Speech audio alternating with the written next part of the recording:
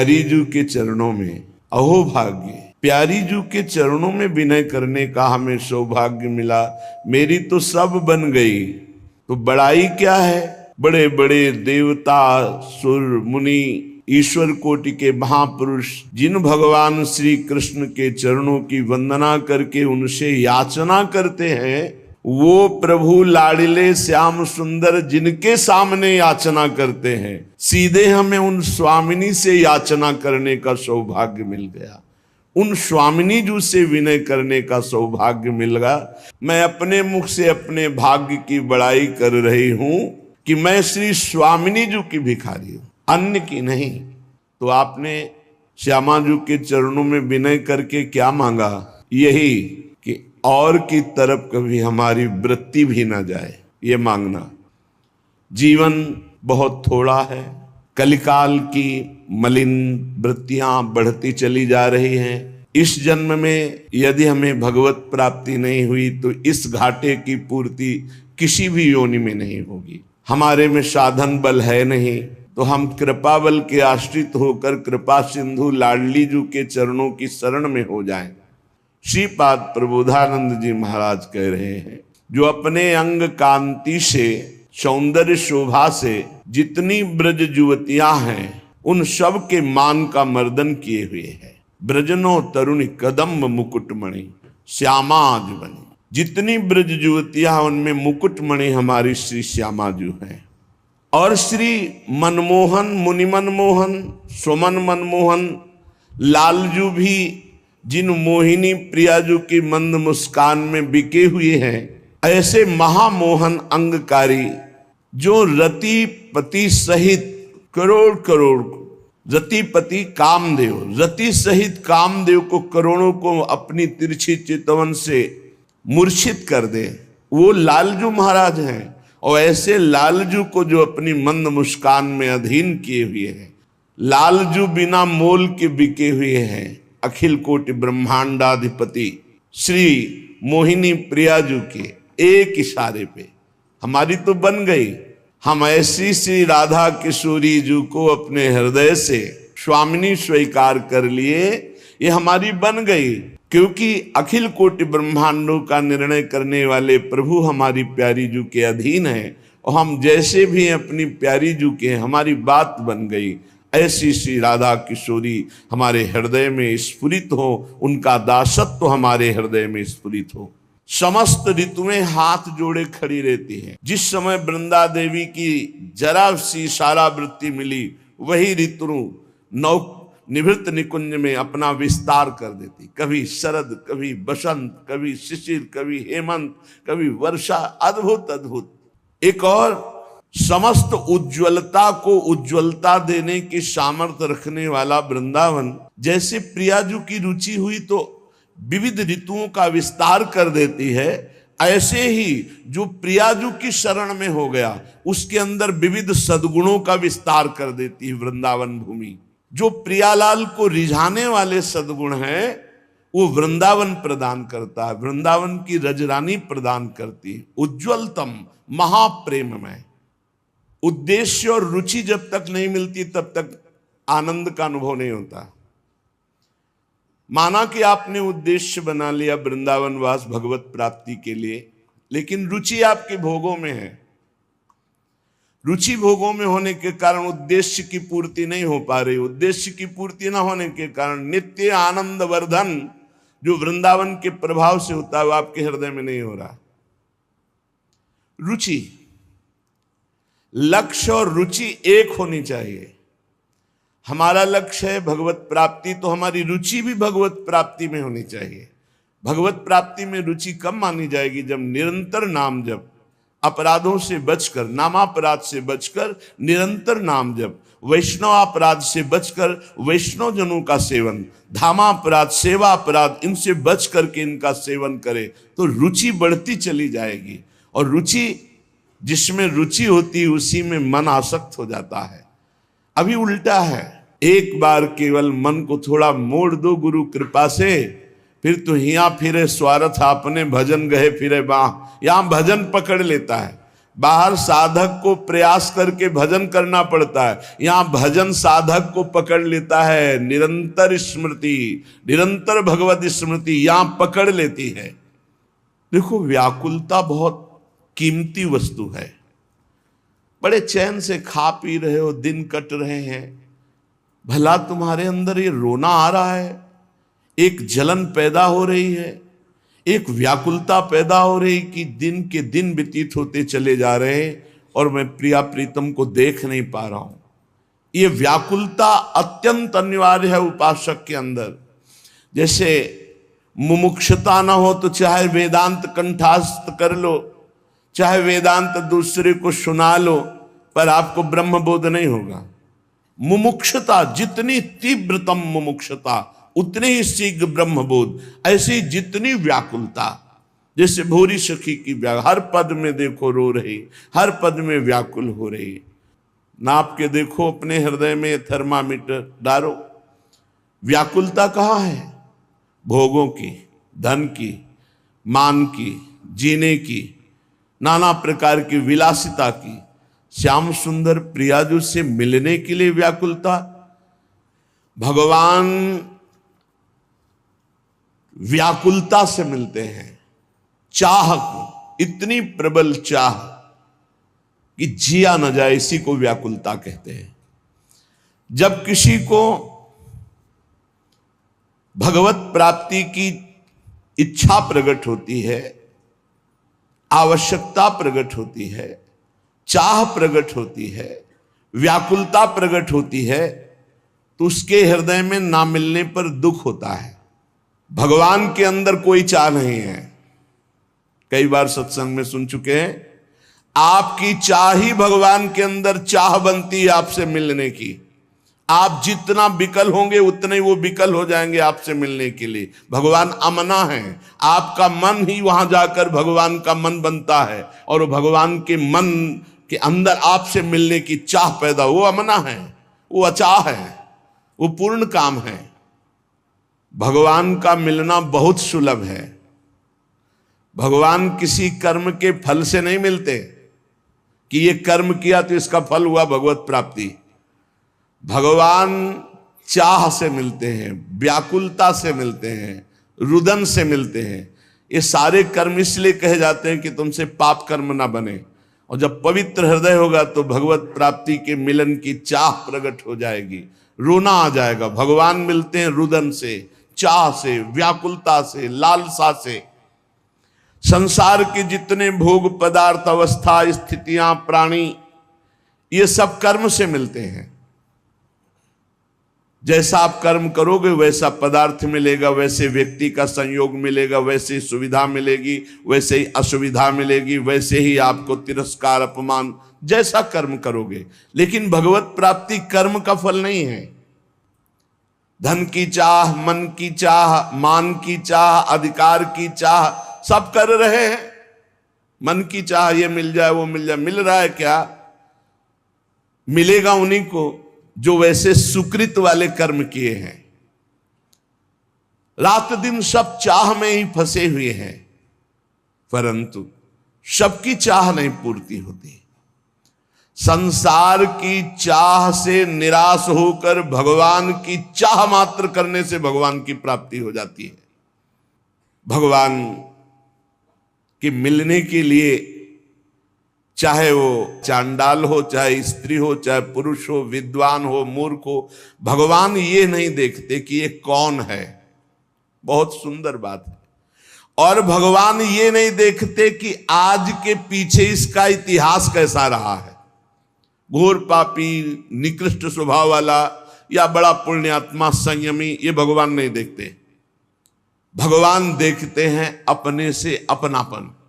कितना आपका संबंध है भगवान से, आप भगवान को कितना प्यार करते हैं, क्या मानते हैं अपना, कितनी चाह है भगवान के प्रति। अगर चाह नहीं, संबंध नहीं, तो फिर कैसे आपको भगवान मिल जाए। कसौटी है, देवर्षि नारद जी ने कहा, तद विस्मरणेन परम व्याकुलतेति। प्रभु का जो थोड़ा भी विस्मरण हो जाए तो परम व्याकुलता पैदा हो जाए। कैसी व्याकुलता, धिक्कार पैदा हो जाए अपने अंदर, कैसे मैं प्रभु को भूल गया। यदि आप भगवत प्रेम चाहते हैं, भगवान का भजन चाहते हैं, भगवान से मिलना चाहते हैं, तो इसके लिए एक ही बात है, छटपटाहट, व्याकुलता आपके मन में होनी चाहिए। अगर नहीं होती है, आप भगवान को नहीं चाहते हैं, भगवान के लिए रुदन हृदय से नहीं करते हैं, तो सीधी बात है आपको भगवान नहीं मिलेंगे। क्योंकि भगवान चाह, जिसके हृदय में व्याकुलता, उससे भगवान मिलते हैं।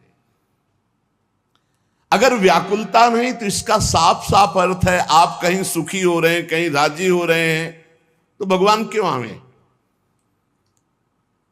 भगवान से मिलन की चाह पैदा करना है साधना। भगवान चाह से मिलते हैं। भगवान के मिलने की एक ही मात्र उपाय वृत्ति है व्याकुलता, रुदन, लालसा इतनी प्रबल अब जिया ना जाए। प्रेम की चाह, भगवान के मिलन की चाह जब तीव्रतर से तीव्रतम अनन्य हो जाएगी, जहां दूसरी चाह नहीं, जहां दूसरी किसी व्यक्ति से प्रियता नहीं, सारा संसार उसके लिए शून्य में दिखाई दे रहा है, एकमात्र भगवान। बस भगवान की प्राप्ति की यही शुभ वेला है। बहुत बड़ी बात, कबहु कछु जाहि न चाहे, कबहु कछु, कभी भी कुछ भी जिसे नहीं चाहिए और आपसे सहज प्रेम है। सहज प्रेम, कोई हेतु नहीं, हमारा मोक्ष हो जाए, हमारा कल्याण हो, कुछ चाह नहीं, जाहि न चाहिए कबहु कछु, कोई चाह नहीं, बस मेरे प्रीतम। भगवान को पाने की इच्छा, इस प्रकार की इच्छा की उसमें कोई समझौता नहीं है। अब मिलना ही चाहिए प्रभु। प्राप्ति में विलंब असह्य, हमारी ऐसी स्थिति नहीं है।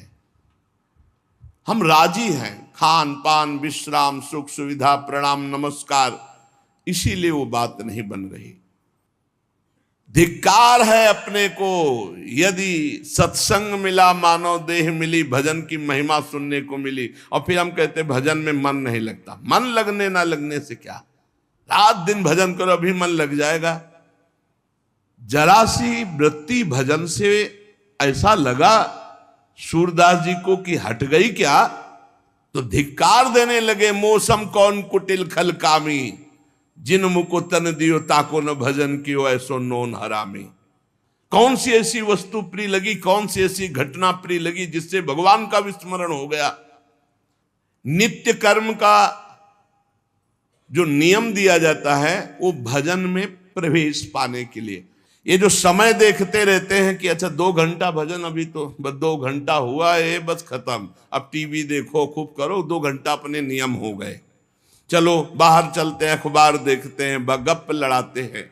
हम इन ऐसे लोगों की बातें नहीं कर रहे, भाई जी महाराज कह रहे हैं, हम उनकी बातें कर रहे हैं जो भगवान की प्राप्ति करना चाहते। जबरदस्ती हर समय लाख लूख, इसका कोई संख्या का मतलब नहीं। तो हमारा स्वभाव बन जाए कि रहा ना जाए बिना भजन के, हमारा जीवन भजन बन जाए। मत प्राणाहु से ही कहते हैं, हर श्वास में भगवान का स्मरण। विलक्षणता उसी में आती है जो निरंतर भजन परायण रहता है। भगवान का स्वभाव, भगवान की महिमा, भगवान का प्रभाव उस भक्त के हृदय में उतरने लगता है जो निरंतर भगवत चिंतन परायण रहता है। यहां सावधानी रखनी है, भजन परायण होने पर भी हमारे अंदर चाह नहीं पैदा हो रही तो कोई न कोई हम में त्रुटि हो रही है। जिसको अपने साध्य का पता है, मेरा साध्य क्या है, श्यामा श्याम, तो फिर राजी कैसे हो रहे हो और से? जब तुम्हारा साध्य श्यामा श्याम है तो तुम राजी कैसे हो रहे हो और बात से, धन से, संपत्ति से, प्रणाम से, नमस्कार से? जब तुम जानते हो ये मिथ्या है, तुम्हारा साध्य परमात्मा है, तो तुम परमात्मा के सिवा अन्य किसी से कैसे राजी हो गए? साधना की विघ्न जिनसे हमें बचना है, ये विघ्न है। अपने आराध्य देव साध्य के बराबर किसी को नहीं रखना। साध्य की ओर जिसकी दृष्टि नहीं है वो साधक किस बात का? अपने को जो एकांत रूप से भगवत प्राप्ति के मार्ग में चलाया है उसी को साधक कहते हैं, और जो हर समय साध्य को लक्ष्य रखता है वही साधक, प्रवीण साधक है। अपने कार्य में, अपनी साधना में, अपने मार्ग में दूसरे की तरफ ताको झाको मत, चुपचाप चलते रहो। साधक को हमेशा ध्यान रखना चाहिए, हमें कभी लक्ष्य को भूलना नहीं है। हमारा लक्ष्य क्या है? दूसरी किसी वस्तु, व्यक्ति, चीज का चिंतन ना होने पावे। जहां जहां मन जाए वहां वहां से हटा करके अपने लक्ष्य में, अपने प्रभु में। साधक धैर्यवान होना चाहिए, विश्वासी होना चाहिए, विचलित नहीं हो जाना चाहिए कि अरे बहुत प्रयास किया मन नहीं लगा। नहीं, हम प्रयास करते रहेंगे। साधक जब इस मार्ग में चलता है तो उसको प्रलोभन और भय, ये दो चीजें माया भेजती है, ध्यान रखना। जब इस मार्ग में भजन की जिद पकड़ लेता है तब उसके हृदय में पूर्व में जो भोग इच्छा रही है, बहुत ध्यान से सुनना, वो फ्री भोगने को एकांत में मिलने का संयोग माया बना देगी। आपका थोड़ा सा अच्छा भजन होने लगेगा तो आपके पास भेजे जाने लगेंगे लोग। ध्यान से सुनिए, ये भगवान की माया आपके भजन की एकांतिक वृत्ति को छीनने के लिए व्यवस्था भेज रही है।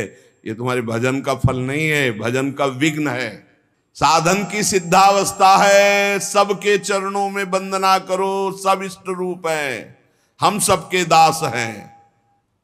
मान देने वाले, पूजा करने वाले, फूल चढ़ाने वाले, प्रलोभन देने वाले, ये तुम्हें भ्रष्ट करने आए हैं, तुम्हें ऊंचे उठाने नहीं आए। ध्यान रखना। अगर इनसे बच गया तो आगे सिद्धियां आती हैं। सिद्धियां किनको आती हैं? जो इन सब से बच गया। अगर सिद्धियों से बच गया तो बड़े बड़े देवता हाथ जोड़कर खड़े हो जाते हैं और कहते हैं आपको जो सुख चाहिए, आप देवलोक चलो, अभी आपको भ्रमण कराते हैं, आप जो सुख चाहिए। जब मृत्यु लोक चाहो, मृत्यु लोक में कोई जान नहीं पाएगा। जब चाहो देवलोक, जब चाहो जिस लोक का भोग, क्योंकि भगवान को प्राप्त करना चाहे ना। एकनिष्ठ साधक ही जीत सकता है इन प्रलोभन और भय से। अपने गुरुदेव को आदर्श मानकर बस उनकी आज्ञा पर छुप करके, अपने आप को छुपाकर भजन करके भगवत साक्षात्कार कर ले। फिर भगवान जब करवाना चाहते हैं जगत मंगल, फिर वो सारी जिम्मेवारी उनकी होती है। हमारा मार्ग कैसा है ये हमें केवल गुरुदेव से देखना है और किसी व्यक्ति से सलाह नहीं लेनी है। ये चतुरता उपासक की। एक भी पूरे जीवन में अपना नहीं होना चाहिए, पूरे जीवन में और पूरे विश्व में कोई पराया नहीं होना चाहिए। समझ लो, जो सबसे परे सबसे भरे उसका सेवक कितना प्रवीण होता है। जब भजन सही होने लगता है तो फिर इसके बाद एक नशा चढ़ता है, तो उपदेश देने का मन शुरू हो जाता है। उपदेश लोगों को दे करके, अपने को श्रेष्ठ समझ करके वो भजन से उतरने लगता है। भगवान की चर्चा करना बहुत अच्छा है, भाई जी महाराज कह रहे, सुनना अच्छा है, लेकिन इसके बाद का जो परिणाम है, प्रणाम, नमस्कार, वाह वाह, यश, कीर्ति, वो तुम्हें भ्रष्ट कर देगी यदि भगवत प्राप्ति नहीं हुई है। बहुत बुराइयों को अवकाश मिल जाता है प्रवचन करने वाले पर आक्रमण करने का। जब तक जीवन में सत्य उतर न जाए तब तक प्रवचन न करे। इसलिए प्राचीन काल की गुरु परंपरा थी कि गुरु उपदेश करते थे और गुरु लायक देखकर उपदेश करते थे। उसे साधन बता दिया, पूरा जीवन साधन में लगा, सिद्ध हो गया, अब वो उपदेश करे। ऐसा नहीं कि यहां प्रवचन सीख कर प्रवचन किए जाए। जो केवल प्रवचन तो कुछ नहीं रह जाता, रुपया पैसा मान प्रतिष्ठा ये सब, भगवत मार्ग का कुछ नहीं रह जाता पक्का। गुरु कृपा पात्र जो केवल कथयंति च माम नित्यम तुष्यंति च रमंति च, ये अलग मार्ग है। पहले भरपेट खूब खा ले, अर्थात भगवदानंद की अनुभूति कर ले, तब प्रवचन करे, नहीं कोई सफलता हाथ नहीं लगेगी। अर्थात जो उपदेश है वो पहले आचरण में आना चाहिए, वो हमारी परिपक्वता होनी चाहिए। धर्मराज युधिष्ठिर कभी मिथ्या नहीं बोलते। आपने सिखाया कोई मारे गुस्सा नहीं आना, तो अब पहले हमारे मार लगे हो, मुझे गुस्सा ना आवे तब मैं बोलूंगा। कोई मारे फिर भी गुस्सा नहीं आना चाहिए। तो हर रोज हम बड़ी महिमा की बात कह रहे हैं, वही सत्संग सुनाते हैं घुमा के, चाहे शब्दों का अंतर हो, सत्संग वही होता है। क्योंकि नई बात आएगी कहां से, शास्त्रों में जो है वही तो सुनाएंगे। परमार्थ की बातें घुमा फिरा कर हजार हजार बार वही हम कहते हैं। कहने का तरीका भले अलग हो, लेकिन हजार हजार बार वही बात हम कहते हैं। आपने स्वीकार किया जगत मिथ्या है, भगवान सत्य है, स्वीकार किया आज तक? नहीं।